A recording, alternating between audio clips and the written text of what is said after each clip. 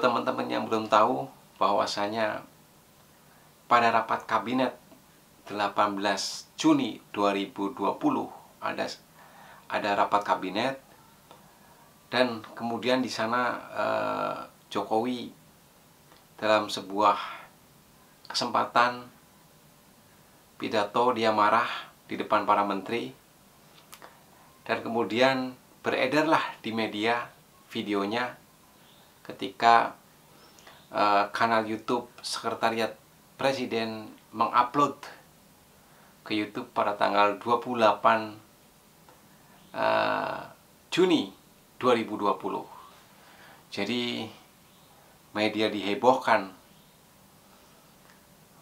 oleh berita ini bahwa Presiden marah dan mengancam untuk mereshuffle. Kenapa Presiden marah? Oke, sebelum saya bahas lebih lanjut, terima kasih buat teman-teman yang udah subscribe channel ini. Karena dengan subscribe channel ini berarti teman-teman sudah ngebantu saya, ngebantu anak-anak yatim piatu.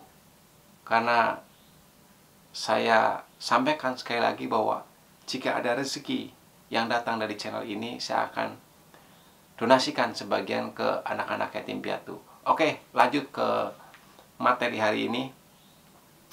Sudah banyak beredar di media tentang video kemarahan Jokowi dan ancaman beliau untuk mereshuffle karena menganggap bahwa kinerja menteri yang sekarang di tengah pandemi COVID-19, di tengah krisis dunia yang berpotensi minus pertumbuhan ekonominya, terkesan kinerja para menterinya lambat,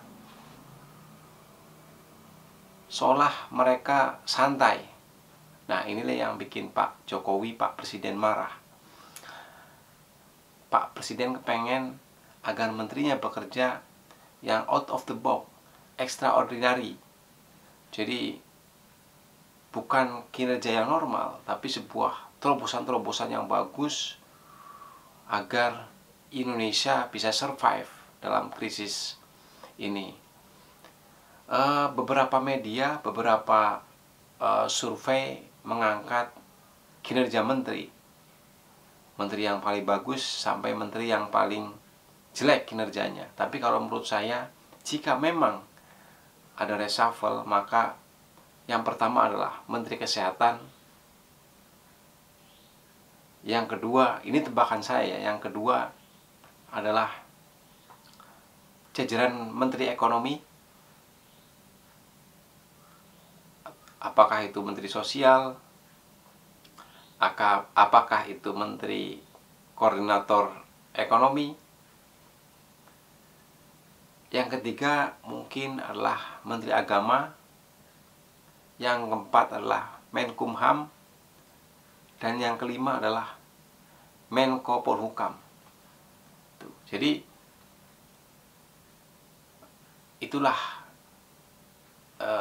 tebakan saya, menteri-menteri yang akan direshuffle. Jadi menteri itu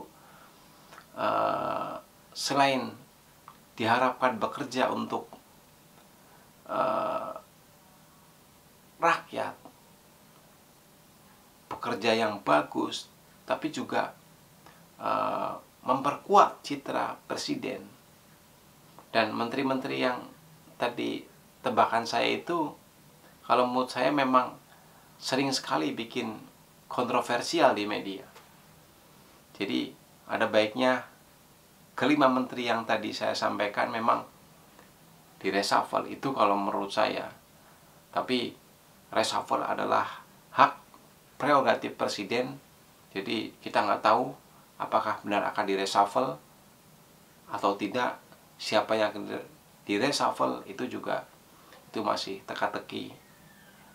Hanya presiden yang tahu dan berhak untuk memutuskan siapa yang akan direshuffle.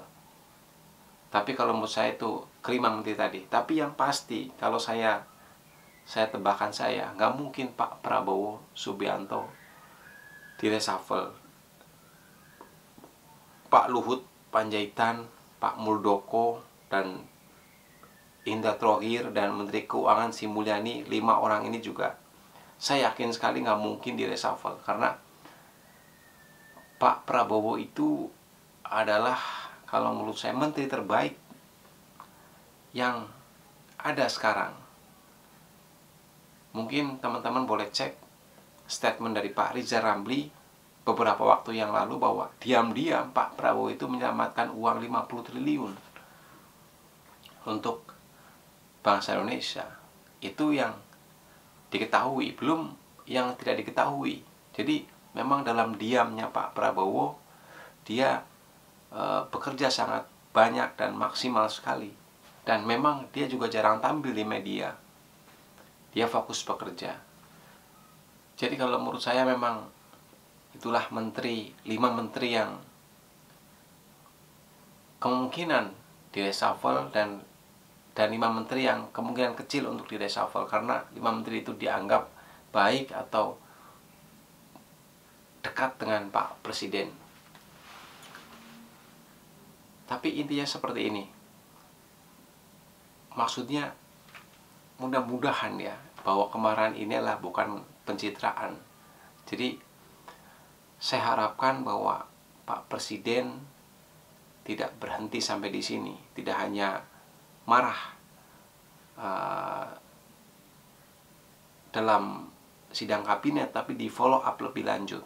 Jadi harus direview lah kinerja para menteri di kabinet sekarang.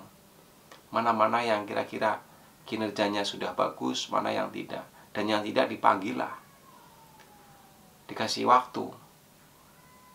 Bisa nggak dia memperbaiki kinerjanya? Seandainya tidak, ya mau nggak mau harus di-reshuffle. Karena ini adalah kesempatan terakhir Pak Jokowi untuk memimpin negeri ini, memberikan sebuah kesan yang bagus pada masyarakat, sehingga dia butuh the dream team, menteri-menteri yang top, tim yang kuat, yang solid. Untuk apa?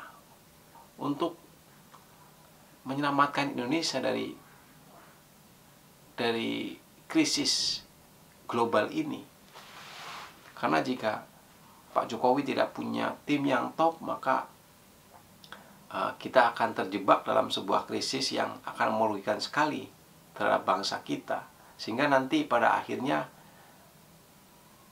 kesan terhadap Pak Jokowi itu menjadi buruk, karena berarti Pak Jokowi gagal